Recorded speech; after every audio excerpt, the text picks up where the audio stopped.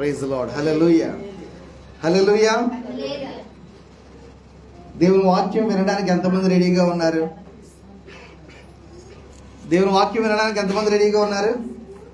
వాక్యం నేర్చుకోవడానికి ఎంతమంది రెడీగా ఉన్నారు? పెన్ను, పేపర్స్ ఇవన్నీ కూడా సిద్ధంగా ఉన్నాయని అనుకుంటున్నాను. ప్రైజ్ లార్డ్, హల్లెలూయా.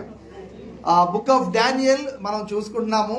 డానియల్ ఒకే ఒక మాట, ఒక లైన్ లేకపోతే రెండు మాటల్లో చెప్పండి ఏంటి డానియల్ గ్రంథం మనకి నేర్పిస్తుందనంటే ఏం చెప్తారు? Faith and future. Right. Daniel అనే మాటకి అర్థం ఏంటి? God is my judge. Okay, ఇప్పుడు హననియా, మిషాయేల్, అజరయా ఈ పేర్లకి అర్థాలు చెప్పాలి. దేవుడు నాకు అదే ఫస్ట్ హననియా, హన్నా, గ్రేస్, హన్నా ఇది గుర్తుంచుకోవాలి. హననియా, హన్నా ఈ పాటకి అర్థం God is gracious to me. దేవుడు నా పట్ల కృప, కనికరము, దయా చూపు. ఈ ఈ ఈ యొక్క మాట హెసద్ అనే మాట హిబ్రూలో చాలా ప్రత్యేకమైన మాట. ఇంగ్లీష్లో ట్రాన్స్లేట్ చేయడానికి అవక లవింగ్ కైండ్నెస్ అనే మాట కాయిన్ చేశారనమాట. లవ్ వేరు, కైండ్నెస్ వేరు. లవింగ్ కైండ్నెస్ అనే మాట కాయిన్ చేశారు. దేవుడు అబ్రాహాము గురించి చెప్పారు. హా శబ్దము అబ్రాహాము జీవితంలో ఇవ్వడం, సారాయిగా ఉన్న ఆ యొక్క స్త్రీ జీవితంలో సారాగా చేయడం, దేవుడు తన కృపను కుమ్మరించాడు అనడానికి అర్థం. Praise Lord. రైట్. దేవుడు ఈ యొక్క పేరుకి అర్థము హననియా అనే పేరుకి అర్థం దేవుడు నా పట్ల కృపా కనికరము చూపించేవాడై ఉన్నాడు. రైట్. Praise Lord. రెండవ పేరు మిషాయేల్ అని అంటే దేవుడు నాకు వెలుగై ఉన్నాడు. Praise Lord. దేవుడు నాకు వెలుగై ఉన్నాడు. తర్వాత మూడో పేరు ఏంటి? అజరయా. అజరయా అంటే అర్థం ఏంటి? దేవుడు నాకు సహాయం. అజరయ్య అనే మాటకి దేవుడు నాకు సహాయము. ఈ అద్భుతమైన పేర్లు 4 కూడా ఇంకా మిగతా వాళ్ళకి కూడా మార్చేసి వాళ్ళు ఏం చేశారంటే పేర్లు మార్పు అని అనగానే భారతదేశంలో ఇప్పుడు ఏదో జరుగుతుంది అనుకోవద్దు. అది ఎప్పుడో బబులోని యొక్క ఆత్మతో నిండిన వాళ్ళు చేసిన పనులు. కాబట్టి పేర్లు మార్పు అనేది ఇప్పుడు ఢిల్లీ నగరం పేరు కూడా మార్చేస్తాము, హస్తినాపురం చేస్తాము, ఇంద్రప్రస్థ చేస్తామంటే ఇంద్రప్రస్థ ఆల్రెడీ క్యాపిటల్. ఇంద్రప్రస్థ అపార్ట్మెంట్లో నేను ఉంటున్నాను. Praise Lord. మళ్ళీ వాళ్ళు ఢిల్లీ పేరు మార్చుకుంటున్నారు. హల్లెలూయా. ఈ పేర్ల మార్పు అన్నిటికంటే పొడుగైన విగ్రహం పెడతాం, ప్రపంచంలోనే పొడుగైన విగ్రహం పెడతాం. ప్రపంచంలో పొడుగైన ఇది బాబోరే నెబుకద్నెజర్ అయిన వాడు ఎప్పుడో ప్రపంచ పట్టం మీద వచ్చేసాడు. ఎప్పుడు అంటే మనం ఇంకా గుడ్లు తెరవక ముందే బబులోను అనే దేశం వాడు భూమి మీద ఉంది. బబులోను అనే రాజులు భూమి మీద ఉన్నారు. వాళ్ళు ఐగుప్తు వాళ్ళు ఎప్పుడో ఈ యొక్క వేషాలన్నీ వేశారు. కాబట్టి ఇప్పుడు భారతదేశంలో జరుగుతున్న విషయాలు ఆత్మ ఎవరు వెనకాతలు నడిపిస్తున్నారు అని అంటే దేవుని యొక్క ఆత్మతో కాదు.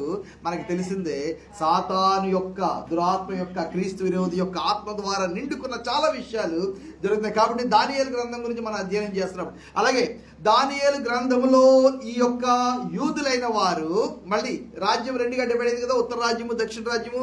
నేను మళ్ళీ ఆ బ్యాక్గ్రౌండ్ అంతట్లోకి, స్టోరీ అంతట్లోకి నేను వెళ్ళట్లేదు, జాగ్రత్తగా వినాలి.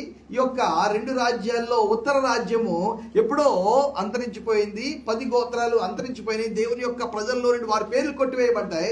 వారి యొక్క విగ్రహారాధన, అన్య జాతులతో వారు కలిసిపోవడము, పెళ్లిళ్ళలోకి ఇచ్చుకోవడం, పుచ్చుకోవడము, దేవుని యొక్క ఆరాధన విషయాల్లో వాళ్ళు అజాగ్రత్తగా ఉండి యెరూషలేము వరకు వెళ్ళి, యోదయ రాజ్యము, దక్షిణ రాజ్యం వరకు వెళ్ళి ప్రభువుని ఆరాధన చేయడం వాళ్ళకి నామోషిగా అనిపించి పక్కనున్న హై ప్లేసెస్ నుంచి వాళ్ళ దేవుళ్ళని, దేవతల్ని, క్రిస్మస్ ట్రీలు, అషేరా పోల్స్ ఇవి తెచ్చుకున్నారు. చెట్లు సమృద్ధికి గుర్తుగా ఉన్నాయి, పచ్చదనానికి గుర్తుగా ఉన్నాయి, పిల్లలు బాగా పుట్టేస్తారు, వీటిని పూజిస్తే, వీటిని జాగ్రత్తగా చూసుకుంటే అని అషేరా పోల్స్, ఆడదాని యొక్క శరీర పోలికలోను చెట్ల యొక్క పచ్చదనంతోనూ పోలిన అషేరా పోల్స్ విగ్రహాలుగా చేసుకుని ప్రభువుని విడిచిపెట్టేశారు వాళ్ళు.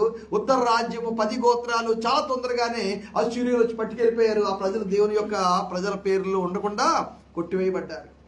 చాలా జాగ్రత్తగా ఉండాలి. నిబంధన చేయబడ్డారు. అబ్రహాము, ఇస్సాకు, యాకోబుల ద్వారా వాళ్ళు గొప్ప రాజ్యంగా ఏర్పాటు చేయబడ్డారు.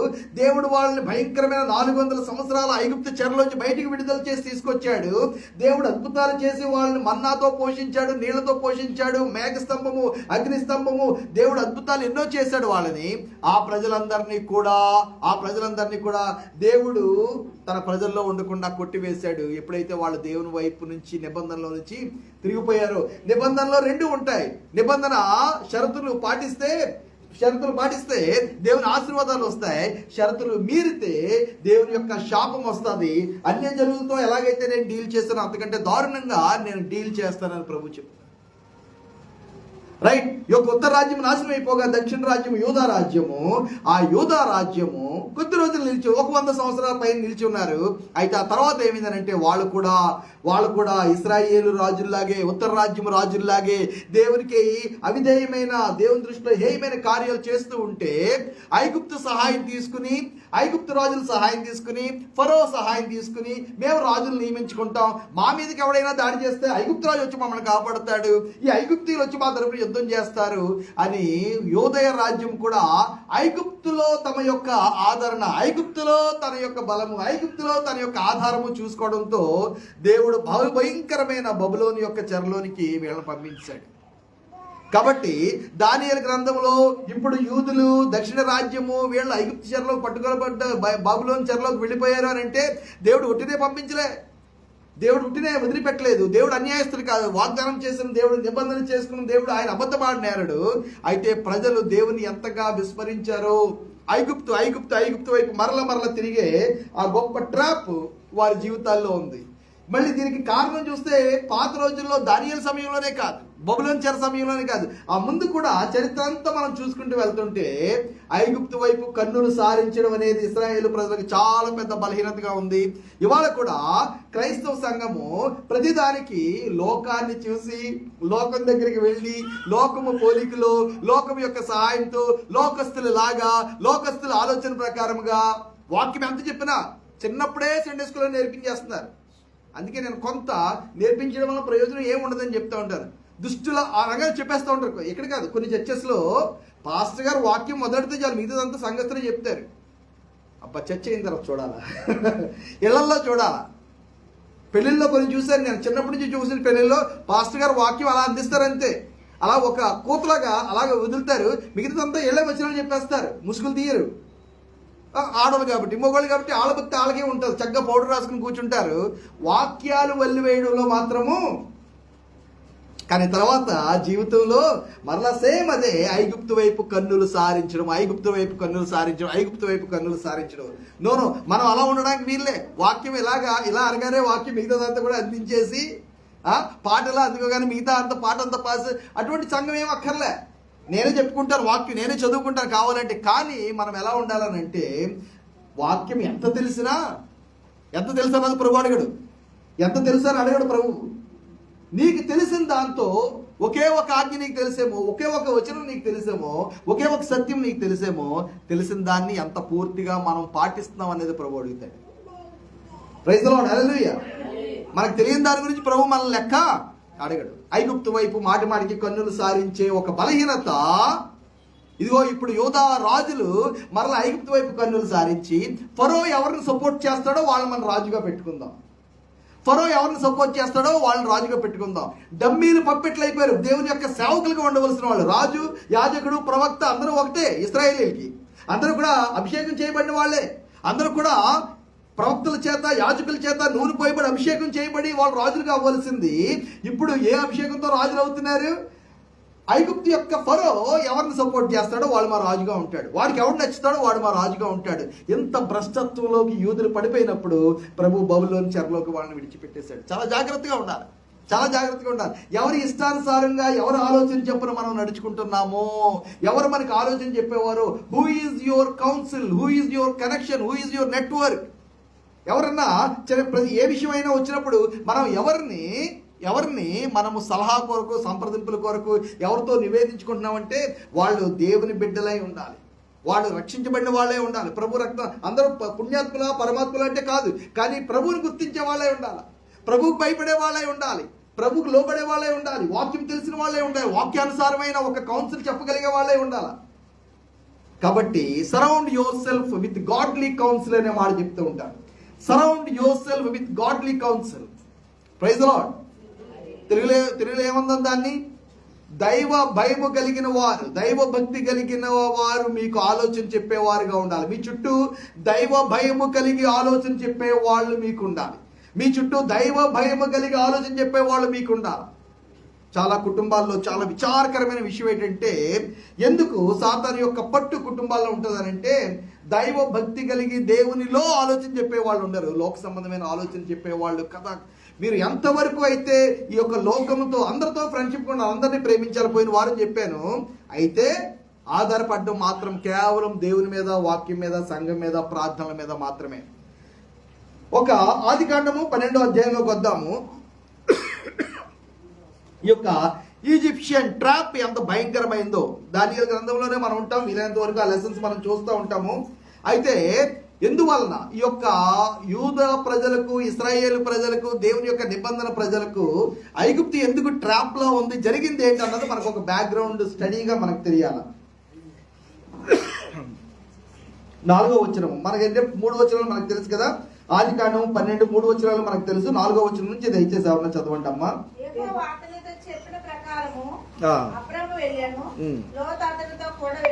ఓకే. హారాను నుండి బయలుదేరినప్పుడు 77 ఏళ్ల ఈడు గలవాడు.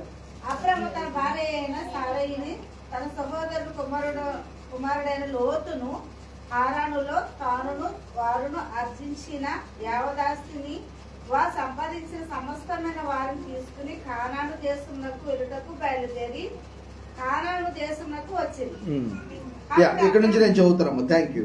అప్పుడు అబ్రాము షెకెము నందలి యొక్క స్థలము దాకా ఆ దేశ సంచారం చేసి, కనాన్ దేశ సంచారం చేసి, మోరే అనే ప్రాంతంలో సింధూర వృక్షము దగ్గరికి చేరెను. అప్పుడు కనానీయులు ఆ దేశంలో నివసించారు. కనానీయులు ఆల్రెడీ అక్కడ ఉన్నారు. కనాను భూభాగంలో ఉన్న ప్రజలు. ఆ భూభాగం అయితే దేవుడు ఎప్పుడో దృష్టించాడు. ఆ భూభాగం మీద దేవుని యొక్క దృష్టి ఉంది, దేవుని ప్రణాళిక ఉంది. అయితే ఆ భూభాగాన్ని ప్రస్తుతానికి ఆల్రెడీ ఆక్రమించుకున్న అనేకమైన జాతులు ఉన్నారు. కనానీయులు అనేది ఒక జాతి కాదు, అనేక మంది ప్రజలు అందరూ కూడా కలిసి కనానీయులుగా పిలువబడుతున్నారు. ఆల్రెడీ వాళ్ళ గురించి నేను చెప్పాను. పెరిజీలు, జబూసీయులు, హివీయులు, హిత్తీయులు వీళ్ళందరూ కూడా కలిసి కనానీయులుగా పరిగణించబడుతున్నారు. వీళ్ళందరూ ఒక్కొక్క జాతికి ఒక్కొక్క దురాత్మ ఉంది, ఒక్కొక్క పేరుకి ఒక్కొక్క మీనింగ్ ఉంది. ఆ ఆత్మ కలిగిన వారితో మనము పోరాడుతూ ఉండాలి. ఆ ప్రాంతాన్ని ఖాళీ చేయాలి, ఆ ప్రాంతాన్ని కైవసం చేసుకోవాలి. భూమిని కైవసం చేసుకోవడం కాదు, సాతాను యొక్క కార్యములు లయం చేయడానికి మనుష్య కుమారుడు వచ్చాడు. అపవాది కార్యాలు, చీకటి కార్యాలు లయం చేయడానికి ప్రభువారు వచ్చారు. కాబట్టి మనం కూడా ఈ లోకంలో మనిషి యొక్క రాజ్యము లోపల కార్యం చేస్తున్న సాతాను యొక్క క్రియలని ఈ అనేక రకాలైన కనాను జాతి, ఉపజాతులు, ప్రజాతులు వీటి యొక్క దురాత్మల యొక్క కార్యాన్ని మనం అంతం చేసి వాగ్దాన దేశాన్ని కైవసం చేసుకోవాలి. అది వాక్యంలో ఉన్న మర్మం. ఇది కేవలం యుద్ధాల పోరాటం భూమి గురించి కాదు, ఆత్మ సంబంధమైన పోరాటము అని మనకు అర్థమవుతుంది. రైట్. ఆ కనానీయులు ఆ దేశంలో ఉన్నారు. జాగ్రత్తగా వినండి. కల్దీల ఊరు అనే ప్రాంతం అడ్వాన్స్డ్ కల్చర్, మెస్పటోమియన్ కల్చర్. ఇప్పుడు ఏదైతే బాబిలోన్ అని మనం మాట్లాడుతున్నామో, ఇరాన్ అని మనం మాట్లాడుతున్నామో, పర్షియా అని మనం మాట్లాడుతున్నామో, దాదాపు అదే భూభాగానికి చెందిన ప్రాంతము. ఆ రోజుల్లో అబ్రహాము కల్దీల ఊరు నుంచి బయలుదేరాడు. ఆ రోజుల్లో కల్దీల ఊరు అంటే మెస్పటోమియా నాగరికతలో భాగము. మీరు 10th క్లాస్ వరకు చదువుకున్న వాళ్ళందరూ కూడా మెస్పటోమియా నాగరికత గురించి చదివినప్పుడే ఆ రోజుల్లోనే వాళ్ళకి వరుసగా ఇల్లు కట్టుకోవడం తెలుసు. ఆ రోజుల్లోనే ఈస్ట్ వెస్ట్ ఫేసింగ్ వాళ్ళకి, ఆ రోజుల్లోనే వాళ్ళకి కాలువలు తీసుకోవడం తెలుసు. ఆ రోజుల్లోనే వాళ్ళకి 2 అంతస్తుల మేడ కట్టడం తెలుసు. ఆ రోజుల్లోనే ఇంటిలో నుంచే మెట్లు పైకి కట్టుకోవడం వాళ్ళకి తెలుసు. ఇంకా చాలా రకాలైన వ్యవసాయ విధానాలు అప్పటికే మెస్పటోమియా వాళ్ళకి తెలుసు. ప్రపంచంలో చాలా చోట్ల ఇంత నాగరికత లేని రోజుల్లో ఈ కల్దీల ఊరు, మెస్పటోమియా ఈ ప్రాంతం వాళ్ళు అడ్వాన్స్డ్ పీపుల్. అక్కడ నుంచి ప్రభు అబ్రాహాముని ఎక్కడ పిలుచుకున్నాడు? కనాను అంటే Junglee people, uncivilised people, barbaric people, క్రూరమైన సంస్కృతి లేని, మంచితనమే లేని, అది భయంకరమైన పచ్చి అటవిక జీవితం జీవించే వాళ్ళ మధ్యలోకి దేవుడు అబ్రాహామును పిలుచుకున్నాడు. రైట్. Praise the Lord. ఇప్పుడు అక్కడ చూద్దాం. దేవుడు 7వ వచనం, యెహోవా అబ్రాహామునకు ప్రత్యక్షమై నీ సంతానములకు ఈ దేశం ఇచ్చేదనని చెప్పగా అతడు తన ప్రత్యక్షమైన యెహోవాకు ఒక బలిపీఠమును కట్టించెను. Praise the lord. అక్కడి నుండి అతడు బయలుదేరి బేతేలునకు తూర్పునున్న కొండకు చేరి, పడమట్టున్న బేతేలునకు తూర్పునున్న హాయికి మధ్య గుడారం వేసి అక్కడ యెహోవాకు బలిపీఠమును కట్టి యెహోవా నామమున ప్రార్థన చేసెను. అబ్రాహాము, ఇక్కడ ట్విస్ట్ ఇక్కడ వస్తుంది. అబ్రాహాము ఇంకా ప్రయాణము చేయొచ్చు దక్షిణ దిక్కుకు వెళ్ళాను. దేవుడు మాట్లాడిన తర్వాత ఇదే భూభాగము, ఇదే ప్రాంతము, ఇదే దేశము, ఇదే వాగ్దానము, ఇదే నీ వాగ్దాన ప్రతిఫలము, నిన్ను కల్దీల ఊరు నుంచి బయటికి తీసుకురావడానికి కారణం ఇదే, ఈ ప్రాంతమే. కాబట్టి ఈ ప్రాంతాన్ని నేను నీకు, తదుపరి నీ సంతానానికి నేను స్వాస్థ్యంగా ఇవ్వబోతున్నాను ప్రభు చెప్పిన తర్వాత అక్కడి నుంచి మళ్ళీ కదిలాడు, అక్కడి నుంచి మళ్ళీ కదిలాడు, ఇంకా ప్రయాణం చేయొచ్చు. 10వ వచనం. అప్పుడు కరువు వచ్చెను.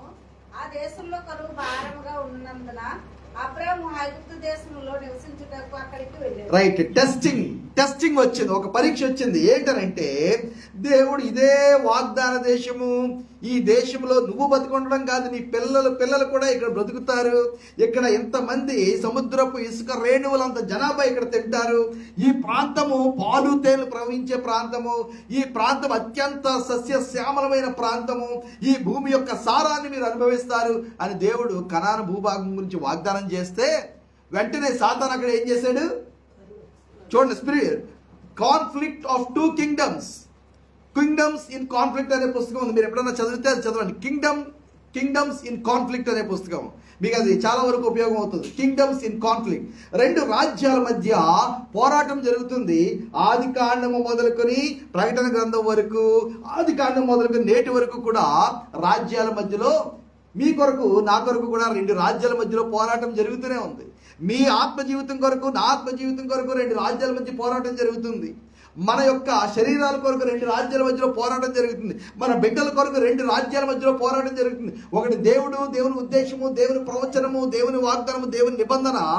రెండోది దాన్ని తూట్లు పడవడానికి, దేవుడు చెప్పిన మాటని అది నిర్వీర్యం చేయడానికి, దేవుని యొక్క మాటను ఖండించేయడానికి సాతాను కూడా దేవుని యొక్క మాట వెల్లడైన వెంటనే అటాక్ చేస్తూ ఉంటాడు. అబ్రాహామును పిలుచుకుని దేవుడు నిన్ను ఆశీర్వదిస్తాను అని అంటే, దేవుడు అబ్రాహాము ఉద్దేశంలో ఉన్నాడనగానే అబ్రాహాము భార్య అయిన సారయి యొక్క గర్భాన్ని సాతాను బందీ చేశాడు. అబ్రహాము యొక్క కొడుకు ఎవరు అంటే ఇస్సాకు కొడుకు యొక్క గర్భాన్ని కూడా మూసాడు. మరి యాకోబు ఎవరు అంటే యాకోబు జీవితంతో కూడా చాలా ఆటలాడాడు. ఏంటంటే స్త్రీ సంతానము రాబోతూ ఉన్నాడు. స్త్రీ సంతానం అనేది సింగులర్, నాట్ ప్లూరల్. స్త్రీ సంతానం రాబోతున్నాడు. ఎవరి ద్వారా వస్తాడని అంటే కనిపెట్టుకుని చూస్తూ ఉంటే అబ్రహామును దేవుడు కల్దీల ఊరు నుంచి పిలుచుకుని ఇక్కడ నేను నీకు నీ సంతానానికి ఇస్తాను అని అంటే వెంటనే అర్థమైంది, ఆహా స్త్రీ సంతానము రాబోయే విషయంలో దేవుడు అబ్రహాం ఉద్దేశంలో ఉన్నాడు. వెంటనే అబ్రహాం జీవితంలో చాలా ఒడిదుడుకులు తీసుకురావడం మొదలు పెట్టాడు. 1 కాదు, 2 కాదు, 3 కాదు. పోరాటము, పోరాటమే అబ్రహాం జీవితం అంతా కూడా. ఇస్సాకు జీవితం కొంచెం సాఫీగా జరిగినట్టుగా కనబడుతుంది. ఇస్సాకు జీవితంలో కూడా పోరాటాలు ఉన్నాయి. ఇక యాకోబు జీవితంలో, యూదా జీవితంలో చాలా పోరాటాలు ఉన్నాయి. దావీదు జీవితంలో చాలా పోరాటాలు ఉన్నాయి. యూదుల యొక్క చరిత్రలో చాలా పోరాటాలు ఉన్నాయి. లాస్ట్కి ప్రభువైన యేసుక్రీస్తు పుట్టినప్పుడు మరియా యోసేపులతో పాటు యోదయ వాళ్ళందరూ కూడా, రామ వాళ్ళందరూ కూడా ఎంత గొప్ప అంగలార్పు, ఎంత గొప్ప పోరాటం, ఎంత గొప్ప వధ. లాస్ట్కి ప్రభు కాపాడబడ్డాడు. Praise the lord. చూడండి, ఇది ఈ యొక్క కంటిన్యూషన్ మనం చూసినట్లయితే ఆ దేశంలో కరువు వచ్చెను. ఆ దేశంలో కరువు భారముగా ఉన్నందున అబ్రాము ఐగుప్తు దేశంలో నివసించుటకు అక్కడికి వెళ్ళాను. అప్పటికి ఐగుప్తు నైలు నది వలన, మిగిలిన నదుల వలన సస్యశ్యామలంగా మొత్తం దేశం అంతరికి కాదు, మొత్తం ప్రపంచం అంతరికి కూడా భోజనం పెట్టగలిగినంత ఆహారంతో, ఐశ్వర్యంతో, ధనంతో, బలమైన గుర్రాలతో, బలమైన రౌతులతో, బలమైన రథాలతో, బలమైన రాజుతో ఈ యొక్క ఐగుప్తు రాజ్యము. ఇక్కడ 2 వైపు చూస్తే దేవుడు వాగ్దానం చేసిన కనాను భూభాగము, చదువు లేని వాళ్ళు, అటవికమైన ప్రజలు, అత్యంత క్రూరులైన వాళ్ళు, హింసకులు, ఏవి విధానాలు పద్ధతులు లేని వాళ్ళు కరువులో ఉన్నారు. అబ్రహాము అక్కడి నుంచి ఐగుప్తులో ప్రవేశించుటకు సమీపించినప్పుడు అతడు తన భార్య అయిన సారైతో, ఇదిగో నీవు చక్కని దానివని ఎరుగుదును. ఏమండి, అప్పటికి అబ్రహాము వయసే 75 ఏళ్ళు, ఈవిడికి ఎంత 60 ఉన్నాయి, 65 ఉండొచ్చు. 60-65 సంవత్సరాల వయసులో అంటే 1-2 మన విషయాలు చూడండి. ఆవిడ చాలా నిజంగా 60, 70, 80, 90 సంవత్సరాల వయసులో కూడా మిగిలిన ఆడవాళ్ళందరికీ ఉంటే చాలా అందంగా, ఆరోగ్యంగా ఉందన్నమాట. అలా అనుకోవాలి మనం. Exceptional beauty, right? ఇదిగో నీవు చక్కని దానివని ఎరుగుదును. ప్రాబ్లం ఏంటి? ఐగుప్తీయులు నిన్ను చూచి ఈమె అతని భార్య అని చెప్పి నన్ను చంపి నిన్ను బ్రతికనిచ్చేదరు. నీ వలన నాకు మేలు కలిగినట్లు, నిన్ను బట్టి నేను బ్రతుకున్నట్లును నీవు నా సహోదరువని దయచేసి చెప్పుమనెను.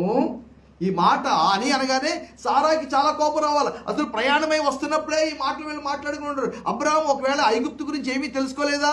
ఐగుప్తు గురించి ఏమీ తెలియదు అబ్రాహాంకి. ఒకవేళ తెలుసుకోకుండానే ప్రయాణం అయిపోయాడు. అక్కడ ఆహారం ఉందని మాత్రమే విన్నాడు, అక్కడ సమృద్ధి ఉందని మాత్రమే విన్నాడు. దేవుడు నాకు ఇక్కడ ఈ స్థలంలో సమృద్ధిని ఇవ్వగలడు, ఇక్కడ నన్ను దీవించగలడు, దేవుడు వాగ్దానం చేశాడు, నాకు వాగ్దానం చేసి ఇంత దూరం నన్ను తీసుకొచ్చిన దేవుడు ఇక్కడ నన్ను చంపేయడు అని విశ్వాసం ప్రయోగించవలసింది పోయి అబ్రహాము కరువు వచ్చింది, కష్టం వచ్చిందని దేవుడు చూపించిన ప్రాంతము, దేవునికి బలిపీఠం కట్టిన ప్రాంతాన్ని, దేవునికి ప్రార్థన చేసిన ప్రాంతాన్ని విడిచిపెట్టి అలాగే దక్షిణ దిక్కుగా వచ్చేసాడు. కష్టాలు అక్కడితో ఎండ్ అయిపోలేదు. చాలాసార్లు ఏమంటాం, ఐగుప్తుకి వెళ్ళిపోతే కష్టాలన్నీ తీరిపోతాయి అనుకుంటాం. ఐగుప్తుకి వెళ్ళిపోతే కష్టాలు తీరిపోవు. ఎక్కడైతే సమృద్ధి ఉందో అక్కడికి వెళ్ళిపోతే కష్టాలు తీరిపోతాయి అనుకుంటాం, తీరిపోవు. పలానా చోటకి అందరూ వీళ్ళు బాగుపడుతున్నారు అనుకుంటాం, అక్కడికి వెళ్తే బాగుపడిపోము. దేవుని చిత్తంలో ఉన్న వాళ్ళకి ఎక్కడైనా సరే సమస్యలే, శోధనలే, పరీక్షలే ఎదురే, ఎక్కడైనా సరే కన్నీళ్ళే. ఎక్కడైనా సరే దేవుడు మన ఆత్మ జీవితంలో కార్యం చేస్తున్నప్పుడు అత్యంత సెన్సిటివ్గా మనం ప్రభు పట్ల ఉండాలి. రైట్. ఇక్కడ ఐగుప్తీయులు చెడ్డ వాళ్ళు అనేది దారిలోకి వచ్చిందని చెప్తున్నాడు. ముందే చెప్పుండాల్సింది కదా, మరి ఎందుకు బయలుదేరామంటే ఇప్పుడు వెనక్కి వెళ్ళని ప్రాంతం, వెనక్కి వెళ్దామంటే కరువు, వెనక్కి వెళ్దామంటే కనాను, వెనక్కి వెళ్దామంటే అటవిక ప్రజలు, ముందుకు వెళ్దామంటే అడ్వాన్స్డ్ సివిలైజేషనే కానీ చాలా అడ్వాన్స్డ్గా ఉన్నారు వాళ్ళు. అడ్వాన్స్ సివిలైజేషనే కానీ చాలా అడ్వాన్స్డ్గా ఉన్నారు. ఒక మెసపటోమియా లాగా మళ్ళీ ఐగుప్తులో మళ్ళీ నాగరికత వెలివిరిసింది. అక్కడ ప్రజలు చాలా అడ్వాన్స్గా ఉన్నారు. అంటే నేటి అమెరికా లాగా, నేటి యూరోపియన్ దేశాలలాగా. ఐగుప్తీయులు నిన్ను చూచి ఈమె ఇతని భార్య అని చెప్పి ప్రాబ్లం ఏంటి, వెంటనే అబ్రహాముని చంపేసి సారాని, కాబట్టి నీ వలన నాకు మేలు కలిగినట్లు నిన్ను బట్టి నేను బ్రతుకున్నట్లు. ఎవరిని బట్టి బ్రతకాలి? దేవుని యొక్క నిబంధనలో ఉంటే, దేవుని ఏర్పాట్లో ఉంటే, దేవుని పిలుపులో ఉంటే. సారాయి వల్ల బ్రతకరు, ఫరో వల్ల బ్రతకరు. కానీ అబ్రహాము చాలా విశ్వాసంలో పడిపోయిన స్థితిలో ఈ పరిస్థితులు ఇక్కడ కనబడుతున్నాడు. అబ్రహాం విశ్వాసానికి తండ్రి అని అంటాం, కానీ అసాధారణమైన జీవితము, లోపాలు పాపాలు లేని జీవితం కాదు. బైబిల్ అందుకే మోస్ట్ ఆనెస్ట్ బుక్ అని చెప్తాం. ఉన్నది ఉన్నట్టుగా, జరిగింది జరిగినట్టుగా, అందరి యొక్క తప్పులు, ప్రొవైడ్ యేసుక్రీస్తు కన్నీరు కార్చడం దగ్గర నుంచి, ఆయన నీరసించి పడుకోవడం దగ్గర నుంచి, ఆయనకు దాహం వేయడం దగ్గర నుంచి, ప్రతి ఒక్క విషయాన్ని కూడా బైబిల్ చాలా ఓపెన్గా రాస్తుంది. జాగ్రత్తగా గమనించండి. అబ్రహాం నేమే ఎగ్జాల్ట్ చేసి వన్ సైడ్గా రాయట్లే. అబ్రహాము యొక్క జీవితంలో మనం చూసినట్లయితే ఈ యొక్క విషయాలు, వాళ్ళు నిన్ను చంపేసి నన్ను బ్రతికినిస్తారేమో అని తప్పు మీద తప్పు, అబద్ధం మీద అబద్ధం ఆడవలసి వస్తుంది. సారా చేత అబద్ధం ఆడాడు. అయితే ఏమైంది అక్కడ? అబ్రహాం ఐగుప్తులో చేరినప్పుడు ఐగుప్తీయులు ఆ స్త్రీ మిక్కిలి సౌందర్యం, ఈరికే కాదు, ఈరికే అలా కనిపించట్లే, వాళ్ళకు కూడా అలాగే కనబడుతుంది. అంటే కనీసం ఆ 60-70 సంవత్సరాల వయసులో సారా ఎలాంటి వాళ్ళు భోజనం చేస్తుంటారో, దేవుడు ఎంత సౌందర్యము ఆ ప్రజలకు ఇచ్చాడో మనకు అర్థమవుతుంది. ఇశ్రాయేల్ అప్పటి నుంచి ఇప్పటి వరకు కూడా, మిగిలిన ప్రజలందరూ కూడా, యూదులందరూ కూడా అప్పటి నుంచి ఇప్పటికీ కూడా ఇదే, మగవాళ్ళు కానీ ఆడవాళ్ళు కానీ ఇదే ఆరోగ్యము, ఇదే సౌందర్యము, ఇదే ఫిట్నెస్ కలిగిన వాళ్ళై ఉన్నారు.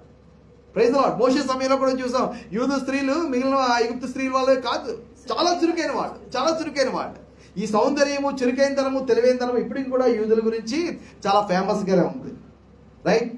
మిక్కిలి సౌందర్యవతి అయి ఉండట చూచి ఫరో యొక్క అధిపతులు, ఇంగ్లీష్లో అయితే ప్రిన్సెస్ అనే మాట వాడారు. ఫరో యొక్క కుటుంబంలో ఫరోకి అన్నలు, చిన్నాన్నలు, తమ్ముళ్ళు ఎంతమంది ఉన్నారో వాళ్ళందరి పిల్లలు ఎవరి తరం వాళ్ళందరూ కూడా వాళ్ళు వెళ్ళి ఫరోకి చెప్పారట.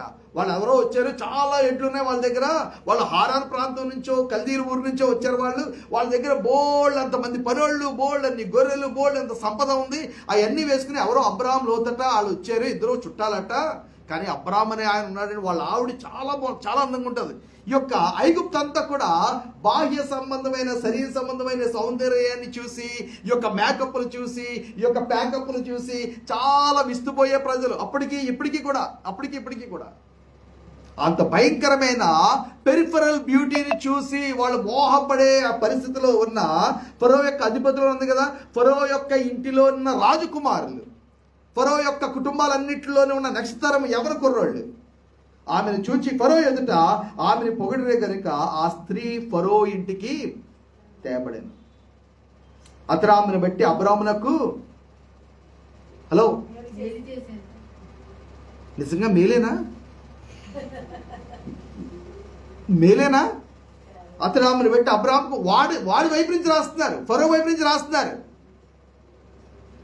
మీ చెల్లి మా ఇంట్లో ఉంటుంది, మా క్యాంపులో ఉంటుంది, మా ఊళ్ళతో ఉంటుంది, మా ఆడోళ్ళతో అందరూ. మీ దగ్గర ఏముంది? మీరు గుడారాల్లో ఉంటున్నారు ప్రస్తుతానికి. మాకు కొంచెం ఇక్కడ ఏమున్నాయి? ప్యాలెస్లు ఉన్నాయి. చాలా మీ ఆవిడ మీ చెల్లి, ఆవిడ కాదు కదా మీ చెల్లి చెల్లి కాబట్టి ఇంకా పెళ్ళి అవ్వలేదు. మా పిల్లలతో పాటు ఉంటుంది, ఇక్కడ మాతో పాటు పడుకుంటుంది, ఇక్కడ బాగుంటుంది, పంపించండి. చాలా జాగ్రత్త. ఇటువంటి ప్రపోజల్స్ చాలాసార్లు వస్తాం. మీరు కొంచెం తక్కువ, అమ్మా నాన్న ఎక్కడుంటే, భార్య ఎక్కడుంటే, భర్త ఎక్కడుంటే అక్కడ ఆ పరిస్థితిలోనే ఉండాలి తప్ప, ఇక్కడ మీకు ఈ ఫెసిలిటీస్ లేవు కాబట్టి మేము ఫెసిలిటీస్ ఇచ్చేస్తాం, మీ పిల్లల్ని పంపించండి, మీ వాళ్ళు పంపించండి అంటే మనం వెళ్ళకూడదు. మనందరం కూడా కుటుంబంగా ఎక్కడుంటే అక్కడే ఉంటాము, ఏది ఉంటే అదే తింటాం తప్ప ఈ టెంపరరీ రిలీఫ్ కోసము ఎక్కడికో వెళ్ళాం. అబ్రహాం అలా ఎలా పంపించేస్తాడు? చాలా హేయమైన, చాలా భయంకరమైన కార్యము అబ్రహాం చేశాడు. మరి సారా ఎదురాడాల్సింది కదా, పోరాడాల్సింది కదా. అదేంటిది నువ్వు అలా చెప్పడం? నేను చెప్పను, ప్రాణం పోయినా సరే అలా చెప్పను. చచ్చిపోతే ఇద్దరం చచ్చిపోదాం. అదేంటి నిన్ను చంపేస్తే మాత్రం నేను మాత్రం ఉంటానా? చచ్చినా బతికినా నీతోనే కదా. నో, ఈ వర్షం రావట్లే. తర్వాత చాలా దెబ్బలాడింది, తర్వాత చాలా అటకర పడింది. మరి ఇక్కడ అటకరాలు రావట్లే. సాతాను ఎంతగా కార్యం చేస్తాడో అర్థం చేసుకోండి. సాతాను ఎంతగా భ్రమ పెట్టేశాడో చూడండి. ఎలా వెళ్ళిపోయింది? వెళ్ళిపోవడం ఏంటి, ఫరో ఇంట్లో ఉండడం ఏంటి, ఫరో ఆవిడిని తన ఇంటిలో పెట్టుకుని ముట్టలేదేమో, ఖచ్చితంగా ముట్టలేదు. ప్రభు యొక్క భయం ఉంది, ప్రభు వాక్యము దాన్ని వాగ్దానం చేస్తుంది, దాని గురించి స్పష్టత ఇస్తుంది. ముట్టలేదు, కానీ ముట్టే అవకాశం కొరకు చూస్తూ ఉన్నాడు. ఎందుకంటే ఐగుప్తు వాళ్ళు మళ్ళీ సౌందర్య సాధనాలతో, లేపనాల మీద లేపనాలు, పూతల మీద పూతలు, రకరకాల సుగంధ ద్రవ్యాలతో స్నానాలు, రకరకాల మట్టిలతో స్నానాలు, ఇవన్నీ కూడా వాళ్ళకి జరగాల. ఈ లోపల ఫరో ఏం చేస్తున్నాడంటే అబ్రాహాంకి ఏమిస్తున్నాడు చూడండి. ఏం చేశాడు? అందువల్ల అతనికి స్టార్టింగ్ కింద నుంచి మొదలు పెట్టారనమాట. విలువ తక్కువ వాటితో మొదలు పెట్టారు. గొర్రెలు ఇచ్చాడు, చాలా చిన్నది, చాలా సాధారణమైన గిఫ్ట్, రైట్. గొడ్లు ఇచ్చాడు, రెండో కేటగిరీ. మూడోది మగగాడిదలు ఇచ్చాడు. మగగాడిదలు పెద్ద ఉపయోగం కాదు. మగగాడిదలు ఎందుకంటే ఒకే ఒకటి, వస్తువులు పెట్టడానికి మాత్రం పనిచేస్తాయి, రైట్.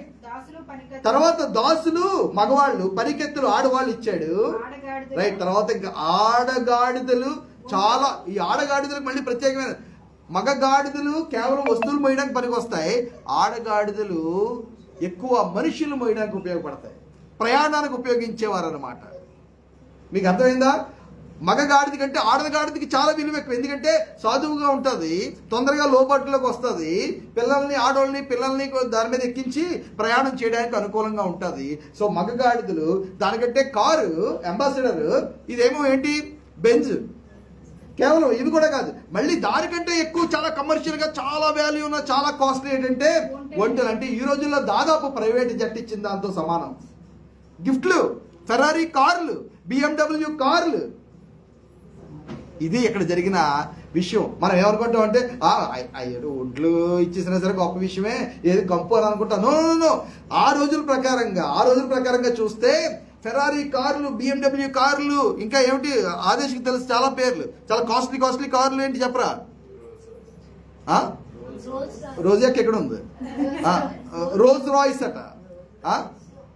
ఇటువంటి చాలా ఖరీదైన బహుమానాలు. తర్వాత ఎక్కడి వరకు వెళ్ళింది విషయం?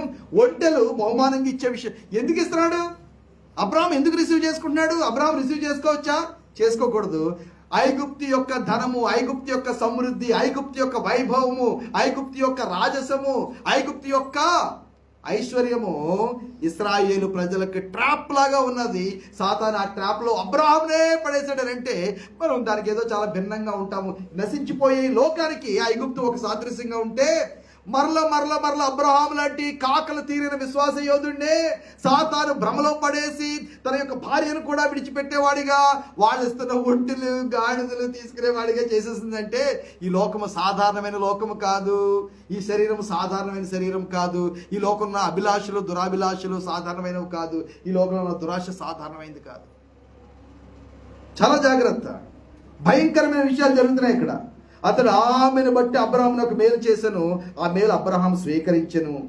అందువల్ల అతనికి గొర్రెలు ఇవన్నీ ఇవ్వబడ్డాయి. అయితే యెహోవా అబ్రహాము భార్య అయిన సారైను బట్టి ఫరోను అతని ఇంటి వారిని మహావేదనల చేత బాధించెను. గొర్రెలు గొడ్లు పోగా ఉట్టినా ఏమీ లేని దానికి పాపములో ఉన్న భయంకరమైన ట్రాప్ ఇదే. నీ దగ్గర ఉన్న అన్ని కూడా పోతూ ఉంటాయి. ఏమొచ్చిందంటే ఏమి రాలే. ఫరో ఇంటికి ఏమొచ్చింది? ఏమి రాలే. శాపం వచ్చింది, బాధ వచ్చింది, వ్యాధులు వచ్చింది. ఏంటి? ఒంటులు ఇచ్చేయడం అని అంటే ఆల్మోస్ట్ ప్రైవేట్ జట్లు ఇచ్చేసినట్టుగా ఎంత అబ్రాహాము కనికరం కొరకు చూస్తున్నాడు. కానీ సారాయిని అబ్రాహాం విడిచిపెట్టాడు, కానీ దేవుడు విడిచిపెట్టలే. సారాయిని అబ్రాహాం విడిచిపెట్టాడు, కానీ దేవుడు విడిచిపెట్టలే.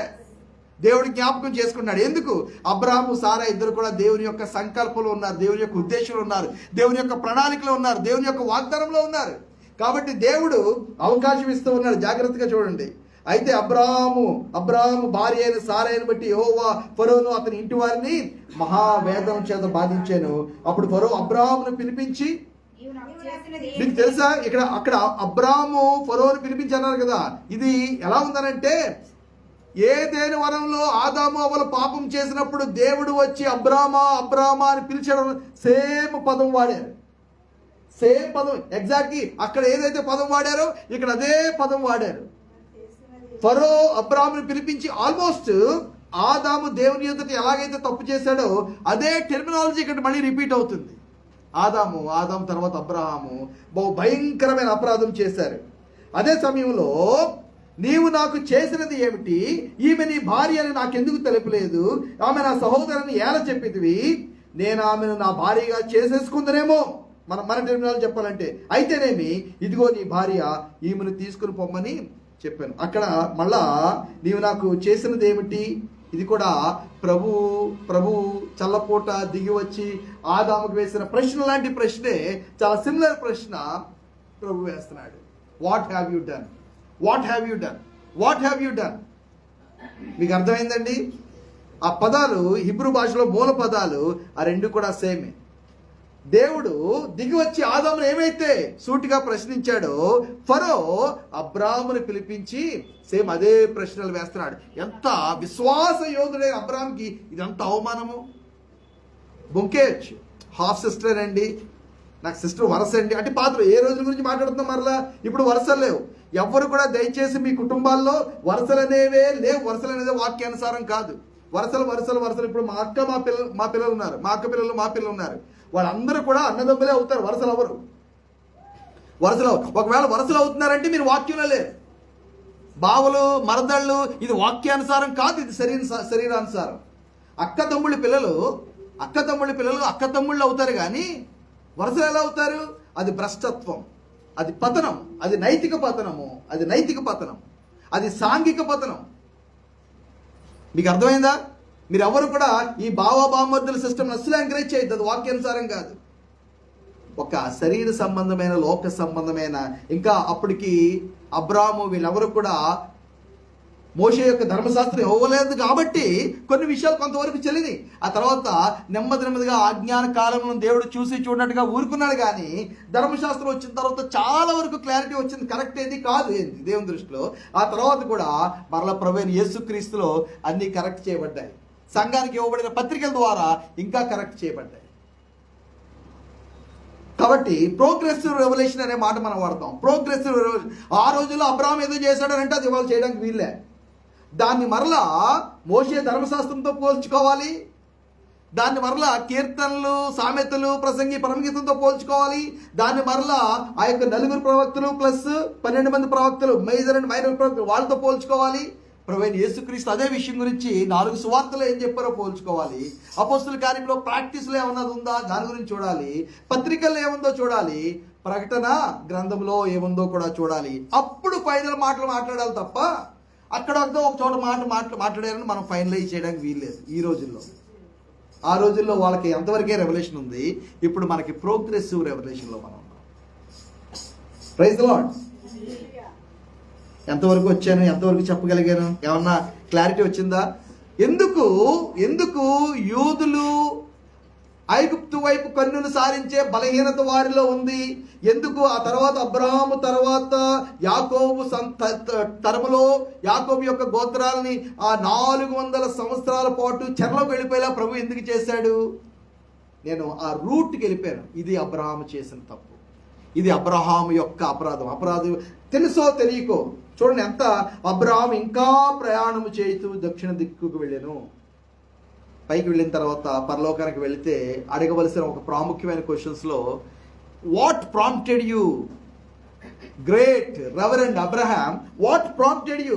అయ్యా ఏంటి అసలు కారణం ఏంటో చెప్పండి, ఎందుకు వెళ్ళారు? బైబిల్లో కారణం ఏం చెప్పాలి? ఎందుకు ఇంకా దేవుడు నేను కనబడి ప్రత్యక్షమే, ఇదే ఈ స్థలమే, ఈ ప్రాంతమే, ఈ దేశమే, నేను నీకు నీ తదనంతరం నీ పిల్లలకందరికీ కూడా స్వాస్థ్యంగా ఇవ్వబోతున్నాను, ఇది చాలా మంచి దేశము. దేవుడు మాట్లాడిన తర్వాత 2 చోట్ల అదే దేశంలో బలిపీఠాలు కట్టిన తర్వాత తన గుడారం ఏర్పాటు చేసుకున్న తర్వాత కూడా ఎందుకు ఇంకా దక్షిణం వైపుగా ఇంకా అలాగ కిందకి ప్రయాణం చేస్తూ వెళ్ళిపోయాడు? కరువు వచ్చినప్పుడు దేవుని మీద విశ్వాసం ఎందుకు ప్రయోగించలేదు? కరువు వచ్చినప్పుడు ప్రార్థన ఎందుకు చేయలేదు? కరువు వచ్చినప్పుడు ఇంకొక బలిపీఠం ఎందుకు కట్టేలేదు? కరువు వచ్చినప్పుడు ఎందుకు ప్రభువుని కలగ చేసుకో, ప్రభా దాన్ని ఇక్కడ చంపడానికే తీసుకొచ్చావా? ప్రభుత్వాన్ని తేల్చుకోవాల్సింది. కానీ తన సొంత జ్ఞానం మీద ఆధారపడి ఐగుప్తు వైపు వెళ్ళాడు. వెళ్ళినప్పుడు భార్యతో అబద్ధం చెప్పాడు, మధ్యదారిలోకి వెళ్ళి నిజం చెప్తున్నాడు. భార్య కూడా తనకేమీ సర్ది చెప్పలేదు. ఇద్దరు కూడా కలిసి రాజీ అంటే రాజీ అయిపోయారు. ఈమె కూడా వెళ్ళిపోయింది, ఈయన కూడా గిఫ్ట్ తీసేసుకున్నాడు. సర్వైవల్, లోకంలో ఎలా ఒకలా బ్రతకాలి. ఎలా బ్రతుకుతాం? ఇప్పుడు కూడా క్రైస్తవుల్లో కనబడేవాడు. ఎలా బ్రతుకుతాం? బ్రతకడానికి. బైబిల్లో ఒక చోట నేను రాసుకున్నాను, I don't have to survive. ఎలా ఒకలాగా బతకాలి అదేం ఇంపార్టెంట్ కాదు. I don't have to survive. ఇంకొక రోజు బతికేద్దాం నాకేం లేదు, ఇంకొక రోజు బతికేద్దాం, ఇంకో రోజు చూసేద్దాం లేదు. I don't have to survive. ఎలా ఒకలా బ్రతికేద్దాం అనేది అసలు సమస్యే కాదు, అవసరమే లేదు. Praise Lord. దేవుని యొక్క వాక్యంలో అనేక లెసన్స్ మనం నేర్చుకున్నాము. బాబిలోన్ లాంటి, క్యాప్టివిటీ లాంటి వర్స్ట్ టైమ్స్ని ప్రభు వాడుకుంటాడు. అన్లైక్లీ ప్లేసెస్ని, అన్లైక్లీ పీపుల్ని ప్రభు వాడుకుంటాడు. Most unlikely places and people దగ్గర ప్రభు మనకి రెవల్యూషన్ ఇస్తాడు. అలాగే దానియేలు ఎవరి ద్వారా ప్రభావితం కాబడలేదు, కానీ అందరినీ ప్రభావితం చేసే పరిస్థితిలోకి వచ్చాడు. ఆ విషయాన్ని కూడా మనము చూసాము, నేర్చుకున్నాము. అలాగే విశ్వాసము, ధైర్యము, ఫెయిత్ అండ్ కరేజ్ అనేవి చాలా అవసరం దేవుని కొరకు నిలబడాలనుకుంటే. 5వ విషయం మనం చూసాము, మనము ప్యూరిటీ అండ్ హోలీనెస్ కూడా మనకి చాలా అవసరం ప్రభు కొరకు నిలబడాలంటే. ఈ యొక్క రిజల్యూషన్లో నేను రాజు తినే ఆహారాన్ని తిన్ను అని ఆయన తీసుకున్న రిజల్యూషన్లో ఖచ్చితంగా ఏం కనబడుతుందనంటే ప్యూరిటీ అండ్ హోలీనెస్ అనేది కూడా ఈ యొక్క దానియేలు యొక్క జీవితంలో మనకి కనబడుతుందనే విషయాలు మనం చూసుకున్నాం. ఇవాళకైతే నేను మరి చాలా విషయాలు చెప్పాలని ఆశపడ్డాను. మరి ఎంతవరకు మనం కూర్చోగలము? నాకు కొంచెం పర్మిషన్ ఏమన్నా ఇస్తారా? ఎంతవరకు కూర్చోగలరు? ఎంతసేపు కూర్చోగలరు అమ్మా? పర్లేదా? ఒకవేళ మీరు టైం అయితే మీరు వెళ్ళాలేమో, డ్యూటీ ఉంది. చాలా చాలా చాలా ఆశతో చాలా విషయాలు పంచుకోవాలని నేను సిద్ధపడి వచ్చాను. రైట్, సరే. మా మమ్మీయే హగ్గ ఇన్స్టిట్యూట్లో ఉదయం నుంచి సాయంకాలం వరకు కూర్చుంటే, మీలో ఒకవేళ ఎవరన్నా చాలా ఇంపార్టెంట్ డ్యూటీ ఉంటే లేచి వెళ్తే ఓకే, మిగతా వాళ్ళు కూర్చోడానికి ప్రయత్నించేయండి. ఓకే, ఈవినింగ్ వరకునా? ఎస్, ఎనీవే ఓకే, మళ్ళీ ఈవినింగ్ వస్తారమ్మా. సాయంకాలం పెట్టమంటున్నారా? ఇదేదో బాగుంది. సాయంకాలం ఏ టైం పెడదాం? 8 తర్వాత పెడదామా? Right, okay right. 6వ విషయం చూద్దాము. దానియేలు తన ప్రజల యొక్క పరిస్థితిని చూసి, seeing the plight of his people, Daniel must have been very sad. దానియేలు తన ప్రజల యొక్క పరిస్థితిని చూసి చాలా విచారించి ఉండొచ్చు, చాలా ప్రార్థన చేసి ఉండొచ్చు. ఎందుకనంటే ఇది చిన్న పాయింటే నేను చూస్తున్నా. 137వ కీర్తన మనం చూసాం కదా, బబులోను నదుల దగ్గర కూర్చుండి ఉండి మేము ఏడ్చుచుంటిమి అనేది. బబులోను నదుల దగ్గర దానియేలు కానీ, ఈ షడ్రక్, మెషక్, అబేద్నెగో, అజరియా, హననియా, మిషాయేల్ అనేవారు కానీ, ఈ యొక్క ఎజికేల్ కూడా ఆ కాంటెంపరీయే. జెరమియా ఒక 100 సంవత్సరాల ముందు వాడు. జెరమియా ప్రవచించాడు, 70 సంవత్సరాలు జాగ్రత్త, యూదా దేశమా మీరు జాగ్రత్త, అష్షూరు వారిలాగే మీరు కూడా వెళ్ళిపోతారు. బబులోనుడు వచ్చి మిమ్మల్ని అప్పటికి ఇంకా బబులోను అంత పెద్ద సామ్రాజ్యం కాదు. ఐగుప్తుని ఎదుర్కొని ఐగుప్తుని ఓడించే అంత గొప్ప సామ్రాజ్యం కాదు ఇర్మియా ప్రవచించేటప్పటికి. కానీ అప్పుడే ఇర్మియా ప్రవచిస్తున్నాడు, 100 సంవత్సరాల్లో అది జరిగింది. 100 సంవత్సరాల్లో ఇర్మియా ప్రవచనం నెరవేరి బబులోను సూపర్ పవర్ అయిపోయింది, ఐగుప్తును ఓడించింది. దారిలో వస్తూ యెరూషలేంని, ఇశ్రాయేల్ని పూర్తిగా యెరూషలేంని, యూదాని శుభ్రంగా నాశనం చేసి ఈ బిడ్డలందరినీ కూడా చెరపట్టుకుని వచ్చేసింది. ఇర్మియా యొక్క ప్రవచనం 100 సంవత్సరాలు నెరవేరింది. ఇప్పుడు దానియేలు ప్రవచిస్తున్నాడు, దానియేలు ప్రవక్తగా ఉన్నాడు. ఈ యొక్క బబులోన్లో ఉన్న సమయంలో వాళ్ళు 137వ కీర్తన ఇంటికి వెళ్ళిన తర్వాత చదువుకోండి, చాలా బాధపడుతున్నారు. 79వ కీర్తన 11వ వచనము, 79:11.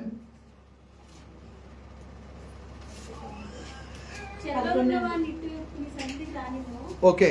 ఈ బాహు బలాతిశయము చూపుము, చావులకు మిగింపబడేవారిని కాపాడుము. ప్రభువా, మా పొరుగువారిని నేను నిందించిన నిందకు ప్రతిగా వారి ఎదలోనికి 7 అంతుల నిందని కలుగు చేయము. చూడండి, ప్రోబ్స్ సామెతలు 24:11 ప్రార్థన చేస్తున్నారు. ప్రభువా, చెరలో ఉన్న వాళ్ళు, మా సహోదరులు, మా పొరుగు వాళ్ళు, ప్రభువా ఈ యొక్క యోధా దేశమును బట్టి వాళ్ళు ప్రార్థన చేస్తున్నారు, ఇశ్రాయేలుని బట్టి ప్రార్థన చేస్తున్నాడు, బాధపడుతున్నాడు. నా ప్రజలు చెరలోకి వచ్చేసారు, బబులోను లాంటి వాళ్ళు చెరలోకి వచ్చేసారని. చావునకు పట్టబడిన వారిని నీవు తప్పించుము, నాశనమందు పడుటకు జోగుచున్న వారిని నీవు రక్షింపవా. ఒకవేళ ఇప్పుడు భారతదేశంలో, ఆంధ్రప్రదేశ్లో, కాకినాడలో ఉన్న క్రైస్తవులతో ప్రభు మాట్లాడుతాడు. భారతదేశము, ప్రపంచ పటము యొక్క అన్రీచ్డ్ పీపుల్, ఫ్రంటియర్ పీపుల్ అంతా ఉన్నారు. బాబిలోనియన్ క్యాప్టివిటీలో, బబులోని యొక్క చెరలో ఉన్న ప్రజలు చాలా మంది ఉన్నారు. తమ యొక్క దుర్మార్గత వలన దేవుని యొక్క నిబంధనలు మీరి పాపంలోనికి, చెరలోకి వెళ్ళిపోయిన వాళ్ళు చాలా మంది ఉన్నారు. వాళ్ళందరూ కూడా ఆ బబులోను చెరలోనే, ఆ పాపంలోనే, ఆ యొక్క చెడు లక్షణాల్లోనే, దుర్లక్షణాల్లోనే, ఆ యొక్క ఆల్కహాలిజమే కానీ, లేకపోతే మీరు ఏ ఎడిక్షన్లో కానీ వాళ్ళు పాపంలోనే మరణానికి పట్టబడితే వారికి ఎప్పటికీ కూడా నాశనమందు పడుటకు జోగుచున్నారు, మరణానికి దిగిపోతున్నారు, పాతాళంలోకి దిగిపోతూ ఉన్నారు. అటువంటి వాళ్ళని విడిపించడానికి, రక్షించడానికి నీకు బాధగా లేదా? ఈ విషయం మాకు తెలియదని నువ్వు అనుకున్న ఎడలా, వాక్యం ఏం చెప్తుంది? ఈ విషయం నాకు తెలియదని నీవు అనుకునే ఎడలా హృదయములను పరిశోధించువాడు. ఒకవేళ మాకు తెలియదండి, అయ్యో నార్త్ ఇండియాకి డబ్బులు ఇవ్వాలా, నార్త్ ఇండియాకి వెళ్ళాలా, నార్త్ ఇండియాకి బిడ్డలు పంపించాలా, నార్త్ ఇండియాలో సేవ లేదా ఏంటి, అక్కడ జిల్లాకు సంఘం లేదా, జిల్లాకు సేవకులు మాకు తెలియదండి అని ఒకవేళ ఎవరైనా అన్నారనుకోండి, కాకినాడ వాళ్ళు, నిజంగానే తెలియదా సేవ తక్కువగా ఉందని? నిజంగానే తెలియదా ప్రజలు నశించిపోతున్నారని? నిజంగా తెలియకపోతే పర్వాలేదు, కానీ ప్రభు ఏం చేస్తాడు? హృదయాల్ని పరిశోధిస్తాడు, హృదయాన్ని పరిశీలన చేస్తాడు. ఈ సంగతి ఆయనకి తెలియకుండా. కాబట్టి దానియేలు ఖచ్చితంగా తన ప్రజల నిమిత్తమై గొప్ప భారం కలిగి ప్రార్థన చేస్తున్నాడు. ఆయన ప్రార్థన చేస్తూ ఉన్నప్పుడు ఇర్మియా గ్రంథంలో ఆల్రెడీ చెప్పబడింది, ఈ యొక్క రాబోతున్న బబులోను చెర 70 సంవత్సరాలే ఉంటుంది అన్నది. ఆయనకి చాలా ఎంకరేజ్మెంట్ తీసుకొచ్చింది. చిన్నపిల్లడిగా 10 నుంచి 20 సంవత్సరాల లోపువాడిగా వచ్చాడు బబులోను. చూస్తూ 12 అధ్యాయాలే అనుకుంటాం, దాదాపు 70 సంవత్సరాల పైన స్టోరీ అది. Praise the Lord. దాదాపు 70 సంవత్సరాల పైన స్టోరీ. చిన్న పిల్లడుగా వచ్చిన ఆయన ఇప్పుడు 80 సంవత్సరాలు దాటిన వృద్ధుడైపోయాడు దానియేలు. కానీ నిరీక్షణ కలిగి ఉన్నాడు. టైం గుర్తొచ్చింది ఆయనకి, దగ్గర దాదాపు టైం అయిపోతుంది కదా. ఆ యొక్క బబులోను రాజ్యంలో ప్రైమ్ మినిస్టర్ లెవెల్కి వెళ్ళిపోయాడు, చాలా పనులు ఉన్నాడు, చాలా బిజీగా ఉన్నాడు, దర్శనాలు, కళలు, అడ్మినిస్ట్రేషన్. కానీ ఎప్పుడు కూడా వాక్యమును మర్చిపోలే. రైట్ టైం దగ్గరికి వచ్చింది. ప్రభువా, జ్ఞాపకం చేసుకో, నీ బిడ్డలు మరలా బబులోను నుంచి నువ్వు వెనక్కి తీసుకొస్తా అన్నావు కదా, 70 సంవత్సరాలు అన్నావు కదా, నీ వాగ్దానం నెరవేర్చుకొని ప్రార్థన చేస్తున్నాడు. Praise the Lord. కాబట్టి సంఘం గురించి మనం ప్రార్థన చేస్తున్నామా? దేవుని బిడ్డల యొక్క విడుదల కొరకు ప్రార్థన చేస్తున్నామా? దేవుని యొక్క వాగ్దానం మనకు గుర్తుందా? దేవుని యొక్క నెక్స్ట్ వాగ్దానం నెరవేరవలసింది ఏంటో తెలుసా? ర్యాప్చర్, సంఘం ఎత్తబడ్డం. మనం ప్రార్థన చేస్తున్నామా? ప్రభువా, ఎత్తబడ్డం కొరకు సంఘాన్ని సిద్ధం చేయని ప్రార్థన చేస్తున్నామా? Praise the lord. హల్లెలూయా. మనం దాని గురించి ప్రార్థన చేయాలి. ప్రభువా, ఈ లోకంలో నుంచి నీ బిడ్డలైన వారిని ఎలాగైనా సరే తప్పించి విడిపించి నువ్వు తీసుకుని వెళ్ళిపో అని మనం ప్రార్థన చేయాలి. దానియేలు చాలా భారంగా ప్రార్థన చేశాడు. 7వ విషయం చూద్దాము. చాలాసార్లు మనకి అర్థం కాదు కానీ test and temptation they are one and the same thing. 7వ విషయం ఏంటి? 7వ లెసన్ ఏంటి? Test and the temptation are one and the same thing. చాలాసార్లు మరి ఇప్పుడు దానియేలు దగ్గర భోజనం వచ్చింది, దానియేలు దగ్గర సూపర్ లాంటి భోజనం వచ్చింది, బాబిలోనియన్ రిచ్ ఫుడ్ వచ్చింది. దానియేలు ఏమన్నానంటే, నా శత్రువు ఎదుట నీవు నాకు భోజనం సిద్ధపరిచింది అని చెప్పేసి తినేయాలా? ఇదే ఇప్పుడు టెంప్టేషన్ అన్నమాట.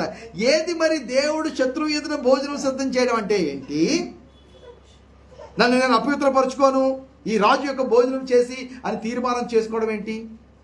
కొంతమంది వచ్చి వాక్యం చెప్తారు, కొంతమంది వచ్చి ఈ వాక్యం చెప్తారు. దేవుడు ఏర్పడ్డది, దేవుడు అంతగా గణపరిచాడా నిన్ను?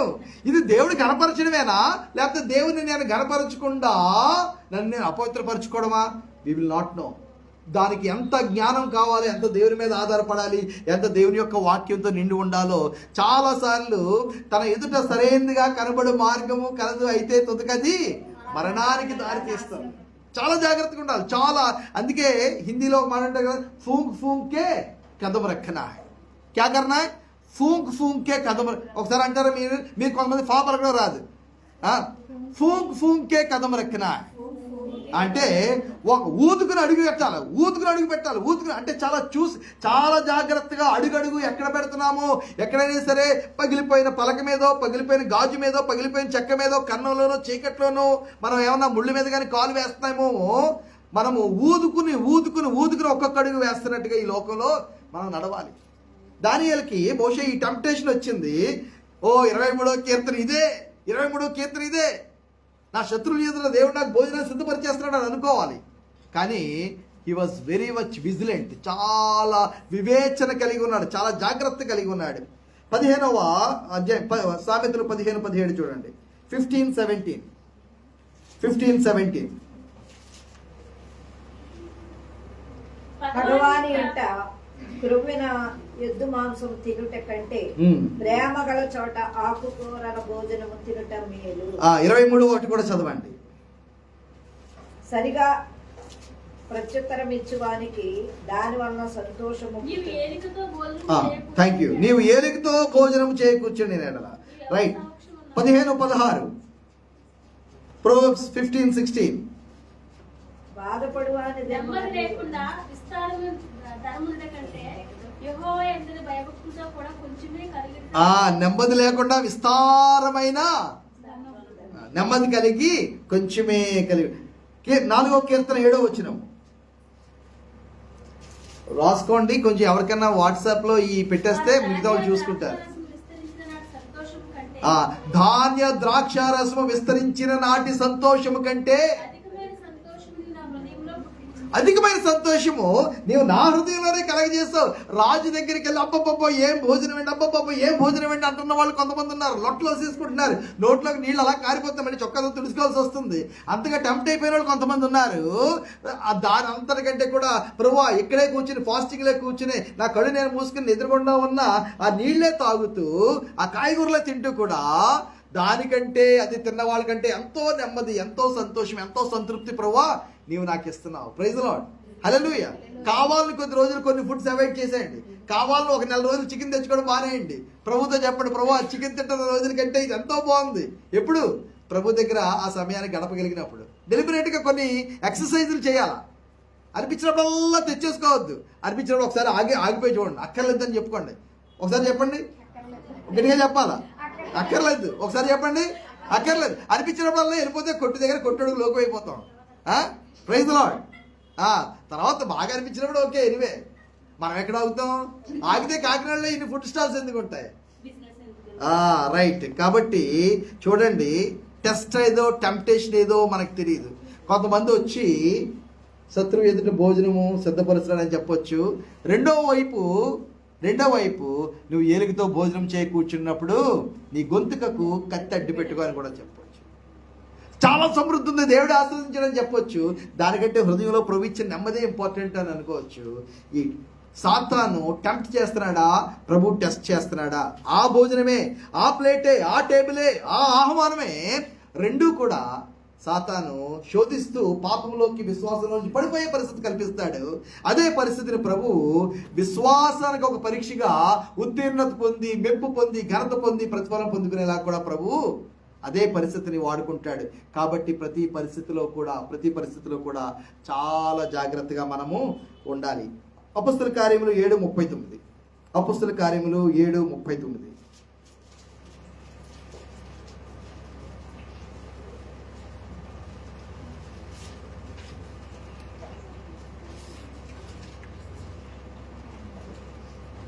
ఇతనికి మన పితరం 7:39 ఇతనికి మన పితరులు లోబడి నెలక ఇతనిని త్రోసివేసి తమ హృదయంలో ఐగుప్తులకు పోగోరిన వారే మాకు ముందు నడిచినట్టు దేవతలను మాకు చేయము. ఐగుప్తు దేశంలో నుండి మనల్ని కొడుకును వచ్చిన ఈ మోషే ఏమాయనో మాకు తెలియదని ఫరోనుతో అని. రైట్, ఆ కాన్సెప్ట్ ద కాంటెక్స్ట్ లోకి మనం వెళ్దాం. హెబ్రీయులకు రాయబడిన పత్రిక 11:24. ఇదంతా కూడా దేని కొరకు అంటే మీ స్టడీ కొరకు. హిబ్రూ 11:24 అమ్మా, 11:24. మోషే పెద్దవాడైనప్పుడు ఆ. విశ్వాసమును బట్టి ఐగుప్తు ధనము కంటే విశ్వాసమును బట్టి ఐగుప్తు ధనము, సమృద్ధి, భోజనము ఈ యొక్క లగ్జరీస్ కంటే కూడా క్రీస్తు విషయమై నింద గొప్ప భాగ్యం. క్రీస్తు విషయమై నింద, గొప్ప భాగ్యం అవి సరి కూర్చోాల. క్రీస్తు విషయమై నింద గొప్ప భాగ్యమని ఎంచుకొని ఆ, అల్పకాల పాపభోగములు అనుభవించుట కంటే దేవుని ప్రజలతో శ్రమను అనుభవించటం మేలని యోచించి. సమయం లేదు కాబట్టి మనం ఆ విషయాలను కూడా బైపాస్ చేసి కాంటెక్స్ట్ లోకి వచ్చేద్దాం. సంఖ్యాకాండము 11వ అధ్యాయము. సంఖ్యాకాండము 11వ అధ్యాయము. ఇంటికి వెళ్ళిన తర్వాత మీరు చాలా ఓపికగా చదువుతారేమో అని అనుకుంటున్నాను. రైట్, మీరు చదవకపోయినా పర్వాలేదు, నా బాధ్యత నాకైంది. సంఖ్యాకాండము 11వ అధ్యాయము. రైట్, నేనే చదువుతాను, అమ్మ జాగ్రత్తగా వినండి. సంఖ్యాకాండము 11వ అధ్యాయము 4వ వచనం నుంచి. వారి మధ్యనున్న మిశ్రిత జనము మాంసాపేక్ష అధికముగా కనుపరచగా ఇశ్రాయేలీయులను మరలా ఏడ్చి మాకెవరు మాంసము పెట్టెదరు. ఏడ్చేశారట. దేని కొరకు? హలో, ఏడ్చేయడమే. ఎవరు చిన్నపిల్లలు కాదు, వీళ్ళు ఆకలేసి కాదు. అప్పటికి ప్రభు ఏమిస్తున్నాడు? అప్పటికి మన్నా ఇస్తున్నాడు. మన్నా ఎవరు ఆహారము? దేవదూతల ఆహారం, పరలోకం నుంచే. అది ఆ యొక్క ఓస్ అంటారు కదా, రాత్రిపూట రాత్రి జో గిరితా హే ఓస్ అలగ్ హే. రాత్రి మంచు ఆ యొక్క గడ్డి మీద, చెట్ల మీద పడుతుంది కదా. ఏ ప్రాంతంలో పడుతుంది మంచు అంటే మామూలుగా తెల్లగా ఉండే ఐస్ లాంటిది కొండల్లో ఉండేదే కాదు. ఒక కొండల్లో ఈ యొక్క స్నోఫాల్ పడిన చోట కూడా మంచు పడుతూ ఉంటుంది. మన కాకినాడలో కూడా విపరీతంగా మంచు పడుతుంది. ఒక బైక్ మీద, కారు మీద, ప్రతి చోట కూడా తడితడిగా అలాగా అది పడుతున్న టైంలోనే దాంతో పాటు అది పడిన తర్వాత ఈ పైనుంచి ఒక జీలకర్ర ధనియాలు ఉంటుంది కదా, అలాగా ఆ యొక్క అన్నం మెతుకుల్లాగా పైనుంచి మన్నా పడుతుంది. వాళ్ళందరూ కూడా దాన్ని పోగేసుకున్నారు, దాన్ని తింటున్నారు. అబ్బా చాలా బాగుందన్నారు. కానీ చాలా తొందరగా అది తెల్లగానే ఉంది, ఇందులో ఇంకో రంగే లేదు, ఒకే టేస్ట్. ఏ వైట్ రైస్. దీనిలో కనీసం ఒక క్యారెట్ని, ఒక గ్రీన్ పీస్ వేస్తే కొంచెం ఎర్రగా పచ్చగా కనబడి అపటైట్ పెరుగుతుంది. Food science. టీవీలో మన కాకినాడలో ఉన్న బిగ్ బాస్లతో పాటు అందరూ కూడా టీవీల్లో ఏ వంట ఏ నూనెతో ఎలా వండుకోవాలి, అంతసేపు కాగబెట్టాలో మరగబెట్టాలో చెప్పేస్తున్నారు. శరీరము తిండి. నేను ఒరిస్సా వెళ్ళని చెప్పాను కదా, అక్కడ నాతో పాటు సీనియర్ బిషప్ ఒక ఆయన వచ్చారు. ఒక 2 రాత్రులు నేను బైబిల్ క్లాసులతో బిజీ ఉంటే ఆయనే పాపం మాట్లాడారు. ఆ తర్వాత ఇంక 3వ రాత్రి నేను తీసుకున్నాను. ఉదయం పూట నేను చూసుకునేవాడిని, రాత్రి మీటింగ్స్ మాత్రం ఆయన చూసుకునేవారు. తిండి పుల్పిట్ దిగితే తిండి. Brother, if you go to Nagaland, brother, if you go to Mizoram, brother, if you go to Manipur, brother, if you go to Kerala, brother, if you go to Bangalore, brother, if you go to Goa, నీకు అది దొరుకుతుంది. నేను ఇంకా తలనొప్పి వచ్చి ఇంకా ఆయన కొంతవరకు తిట్టవలసి, చాలా పెద్ద ఆయన, వయసులో చాలా పెద్ద ఆయన, ఇంకా ఆల్మోస్ట్ తిట్టాను. ఇంక తర్వాత నాది కనబడడం మానేశాడు, నాకు ఎదురుగుండా రావడం మానేశాడు. తిండి. ఇంకా అక్కడ ఒరిస్సాలో కొంతమంది లోకల్ నేను ప్రార్థనకు రండిరా బాబా అంటే ఈయన తీసుకుని వెళ్ళిపోయి ఇంక ఉదయం కాఫీ తాగడానికి బయటికి వెళ్ళిపోయేవారు. ప్రార్థన లేదు, ఏం లేదు, లేచిన వెంటనే ఫోన్లు చేసుకోవడం, కాఫీ తాగడానికి వెళ్ళిపోవడం. ఇంక అక్కడి నుంచి మొదలుపెట్టి రాత్రి పడుకునే వరకు ఇఫ్ యూ గో టు అక్కడ తిండది, ఇఫ్ యూ గో టు అక్కడ తిండిది, ఇఫ్ యూ గో టు అక్కడ తిండిది. చూడండి, వీళ్ళు ఏడ్ చేస్తున్నారట. ఎంత దారుణంగా ఉన్నారు. దేవుడు ఐగుప్తులో నుంచి, ఐగుప్తు దగ్గర ఏడ్ చేస్తారు కదా, అక్కడే ఏడ్చారు. ప్రభువా జ్ఞాపకం చేసుకో. పోలే బయటికి తీసుకొస్తుంటే ఇక్కడ ఏడ్ చేస్తున్నారు. మాకు మాంసం ఎవరు పెడతారు? ఐగుప్తులో మేము ఉచితముగా తినిన చేపలను, కీరకాయలను, దోసకాయలను, కూరాకులను, ఉల్లిపాయలను, తెల్లగడ్డలను జ్ఞాపకములకు వచ్చుచున్నవి అని ఏడుస్తున్నారు. Life before Christ and life after Christ. దేవుళ్ళకి వచ్చిన తర్వాత వదిలేసి వచ్చిన వాటి గురించే. నేను దేవుల్లో ఉన్నాను కాబట్టి సరిపోయింది, లేకపోతేనా? బ్యాప్టిజం తీసుకున్నాను కాబట్టి లేకపోతేనా? బైబిల్ పక్కన పెట్టారంటే ఒక్క నిమిషం ఆల్రెడీ పెట్టక్కర్లేదు, పెట్టేసినట్టే. ఇలా మాట్లాడే వాళ్ళు ఉన్నారు. ధైర్యంగా టీవీల్లో మాట్లాడేస్తున్నారు, ధైర్యంగా యూట్యూబ్ ఛానల్లో మాట్లాడేస్తున్నారు. బైబిల్ కానీ నేను పక్కన పెట్టానంటే ఓ నో నో నో. మన్నా తిని ఇప్పుడు మా ప్రాణం సొమ్మసిల్లును అట. ఈ మన్నా కాక మా కన్నులు ఎదుట మరి ఏమీ లేదు. ఓ ప్రభు ఆకాశం నుంచి పరలోకం నుంచి దేవదూతల శ్రేష్టమైన ఆహారం తినిపిస్తే అది నీ కంటికి కంటగింపు అయిపోయిందా? నీకు ఏమిగా ఉందా? ఓ చప్పటి వాక్యం, ఎప్పుడు వాక్యమే ఇదన్నమాట. ఎప్పుడు దేవుడే, ఎప్పుడు ప్రార్థనే. What a sad thing. కాబట్టి మనం కొంతసేపు ఏం చేద్దాం, ఆనంద భారతిలో కూర్చొని సంగీత విభావన చూద్దాం. కొంతసేపు కూర్చుని ఇళయరాజాకి రెహమాన్కి మ్యూజిక్ వాయించినాడు వస్తున్నాడు, ఆడు పాటలు విందాం. చూసారా?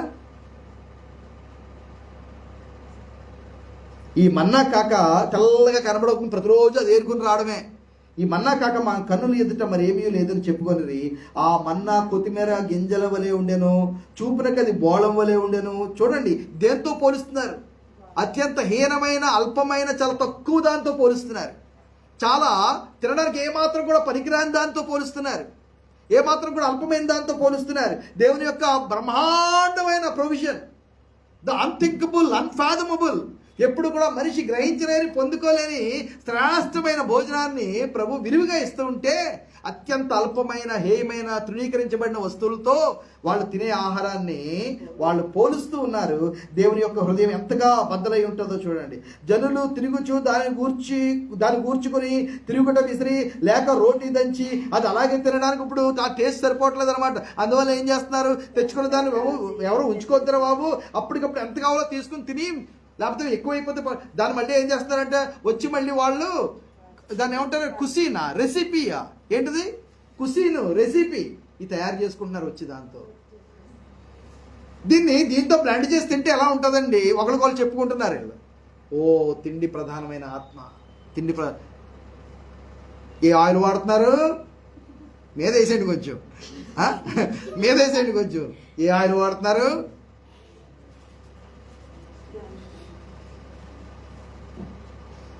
విసిరి లేక రొట్టె దంచి పెనము మీద కాల్చి రొట్టెలు చేసిరి, దాని రుచి కొత్త నూనె రుచి వలె ఉండెను. రాత్రి యందు మంచి పాళెం మీద కురిసినప్పుడు ఆ మన్నా దాని వెంటనే పడిను. జనులు తమ కుటుంబాల్లో ఎవరు గుడారం ద్వారం వద్ద వారు ఏడవగా అది పట్టుకునే మన్నా పడుతుంటే బాబాయ్ మళ్ళీ మన్నా వచ్చేస్తుందని ఎడుతున్నారట. బాబాయ్ మళ్ళీ మన్నాయే అని ఏకంగా పెద్దోళ్ళు ద్వారాల దగ్గర నిలబడి, ఇశ్రాయేలు ప్రజలు చూడండి, అక్కడ ఐగుప్తు పట్ల, ఇక్కడ శరీర సంబంధమైన ఆహారం పట్ల ఎంత వీళ్ళు మోషే కోపం బహుగా రగులుకొనెను. వారు ఏడ్చుట మోషే దృష్టికి ఎందుగా మాట వాడారు? మోషేయే పాపం వాళ్ళు ఏడవగానే హృదయం ద్రవించిపోయేది. అలాంటి మోషేకి కూడా చిచ్చి అనిపించింది. ఏమనిపించింది? అందరూ అనండి ఒకసారి. గట్టిగా అనట్లేదు, మీరు ఎప్పుడు ఎవరిని చిచ్చి అనలేదన్నమాట. మోషే దృష్టికి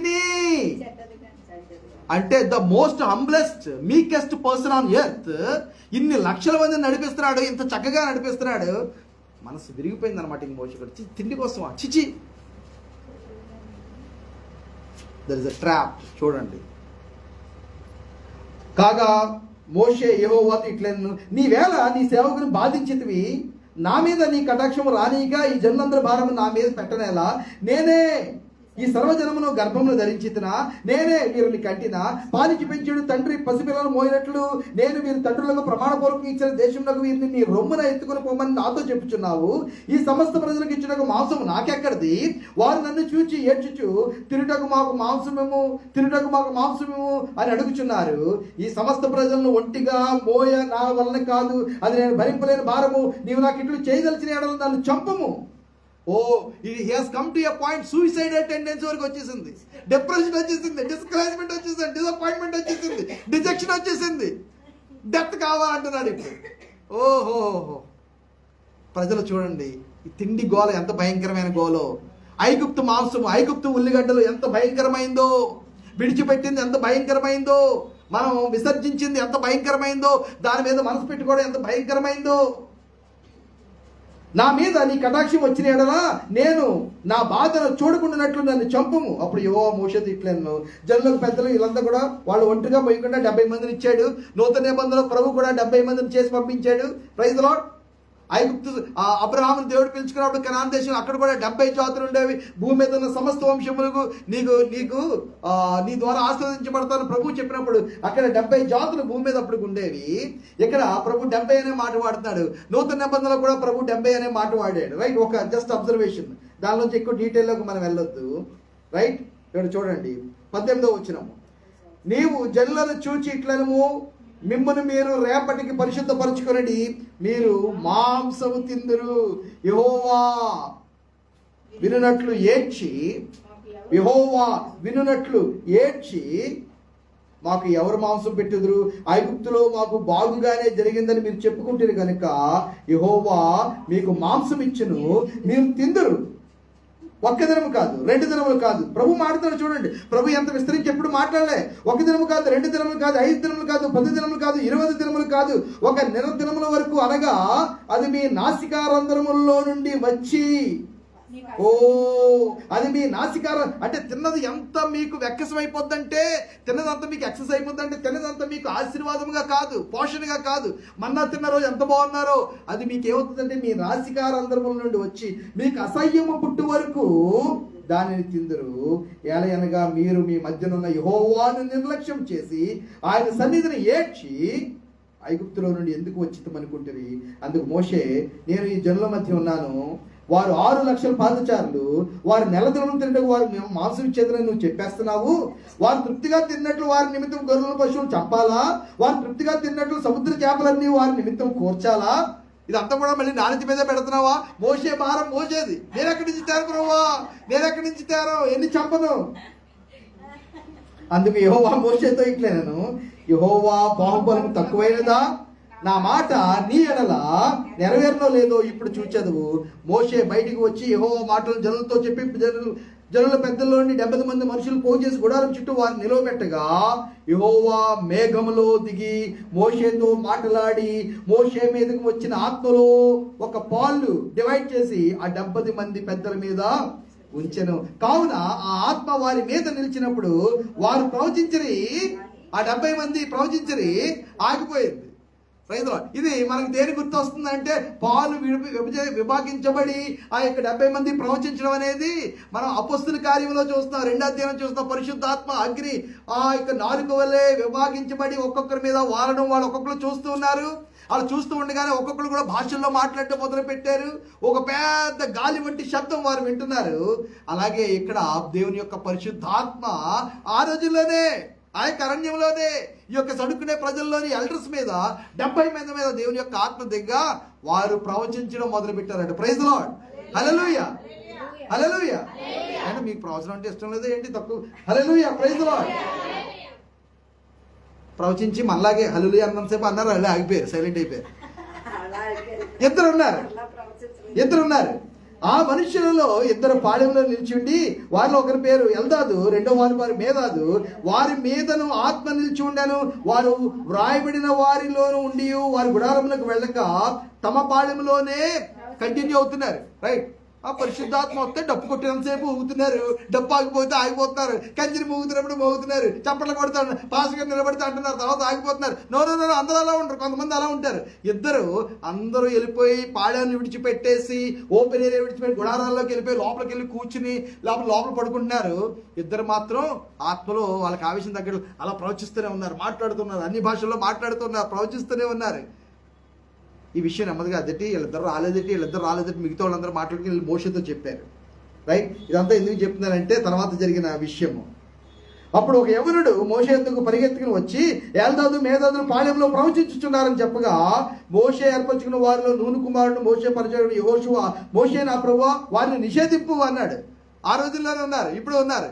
అయిపోయింది ఆపేయండి అన్నారు. యెహోషువ అటువంటి అప్పటికి ఇంకా అవగాహన రాలేదన్నమాట. ఆపే అంటే అందుకు మోషే, నా నిమిత్తము నీకు రోషం వచ్చినా యెహోవా ప్రజలందరినూ ప్రవక్తలకు యెహోవా తన ఆత్మను వారి మీద ఉంచును గాక అని చెప్పాను. యెహోవా ప్రజలందరినూ ప్రవక్తలగినట్లు చెప్పండి మళ్ళా, యెహోవా ప్రజలందరినూ ప్రవక్తలగినట్లు యెహోవా తన ఆత్మను వారి మీద ఉంచునుగాక. ఎప్పుడు అపొస్తలుల కార్యంలో ఉన్న విషయం కాదు, అపొస్తలుల కార్యంలో కాదు, పంచకాండాల్లోనే ఉంది. Praise lord. దీన్నే యోవేల్లో చూసాము, అపొస్తలుల కార్యంలో చూసాము, నేడు కూడా చూస్తాము. Praise lord. హల్లెలూయా. అప్పుడు మోషే ఇశ్రాయేలు పెద్దలను పాళెంలోనికి వెళ్ళింది. తర్వాత యెహోవా సన్నిధి నుండి ఒక గాలి బయలుదేరి సముద్రము నుండి పూరేళ్లను రప్పించి పాళెము చుట్టూ ఈ ప్రక్కను ఆ ప్రక్కను దిన ప్రయాణమంత దూరం వరకు భూమి మీద 2 మూరల ఎత్తున అంటే ఈ యొక్క నాకు పొడుగ్గా ఉన్న వేలు దగ్గర నుంచి మొదలు పెడితే నా యొక్క గుండెల మధ్య వరకు కూడా అంత ఎత్తు 2 మూరలు చొప్పున ఏం జరిగింది, వాటిని పడవేశాను. కావున జనుల దినమంతయు రాత్రంతయు మరుసటి దినమంతయు లేచి ఆ పూరేళ్లను కూర్చుకొని చుండిరి. తక్కువ కూర్చుకొనిన వాడు అందరికంటే లీస్ట్ ఎవర్రా బాబు అంటే 100 తూములు కూర్చేసుకున్నాడట. ఎంత కరువాసిపోయి ఉన్నారు, 100 తూములు కూర్చేసుకున్నారు. తక్కువ మరి ఎక్కువ కూర్చుకున్నవాడు ఎన్ని తూములో. తర్వాత వారు తమ కొరకు పాళెం చుట్టూ వాటిని పరిచరి ఆ మాంసం ఇంకా వారి పండ్ల సందున నుండగానే అది నమలక మునిపే యెహోవా కోపము జనుల మీద రగులుకొనెను. యెహోవా తెగులు చేత వారిని బహుగా బాధించెను. మాంసాపేక్ష గల వారిని జనులు అక్కడ పాతిపెట్టినందున ఆ స్థలమునకు కిబ్రోతు హత్తావా అని పేరు పెట్టబడెను. జనులు కిబ్రోతు హత్తావా నుండి హజేరోతుకు ప్రయాణమైపోయి హజేరోతులో దిగిరి. ఎందుకు ఈ యొక్క వాక్యం, ఈ కాంటెక్స్ట్ అంతా ఎందుకు చదివించానంటే ఈ యొక్క చాలా ఇంపార్టెంట్ లింక్ దీని దగ్గర మనం చూస్తున్నాం అన్నమాట. Test and temptation. మన జీవితంలో ప్రభు పరీక్ష ఏదో శోధన ఏదో తెలుసుకునే కృప మనకు అనుగ్రహించిన గాక. కళ్ళు మూసుకుందాము. ఇంకా చాలా వాక్యం ఉంది. ఇది దేవుని చిత్తాన్ని బట్టి తర్వాత ఇంకొకసారి ఇంకొన్ని లెసన్స్ మనం నేర్చుకుందాం. ఎన్ని లెసన్స్, ఎన్ని వచనాలు ఇచ్చేసాను, ఎంత నేర్చేసుకున్నాం అన్నది కాదు, రాసుకున్నది విన్నది ఎంతవరకు మనం అవగాహన చేసుకుంటున్నాము, ఎంత జాగ్రత్తగా ఉన్నాము, ఎంత వెలుగుగా ఉన్నాము, ఎంత వెంబడిస్తున్నాము, ఎంత అనుసరిస్తున్నాము, ఎంత అనుకరిస్తున్నాము అన్నది చాలా important. Let us be very very careful. Let us be very very careful.